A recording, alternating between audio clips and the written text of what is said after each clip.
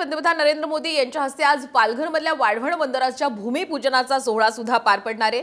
या कार्यक्रमाला राज्यपाल, मुख्यमंत्री, दोन्ही उपमुख्यमंत्री आणि राज्यातल्या अनेक मंत्र्यांसह जवळपास 50,000 लोक उपस्थित राहणार आहेत।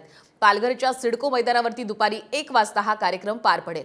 मात्र भूमिपूजन सोहळ्याला विरोध करण्याचा निर्णय अखिल महाराष्ट्र मच्छीमार कृती समितीने घेतलाय। या बंदराचा थेट परिणाम त्यांच्या उपजीविकेवर होईल अशी भीती सुद्धा त्यांना वाटत असल्यामुळे आपल्या आंदोलनावर आपण ठाम असल्याचं त्यांनी यावेळी स्पष्ट केलेलं आहे। आपण ग्राफिक्सच्या माध्यमातून वाढवण बंदराची वैशिष्ट्ये जाणून घेऊयात। देशातील सर्वात मोठं आणि जगातलं 10वं बंदर वाढवण बंदराजवळ समुद्राची खोली देशातील इतर बंदरांपेक्षा जास्त आहे। खोलीमुळे मोठी मालवाहू जहाजं सहज ये-जा करू शकणार।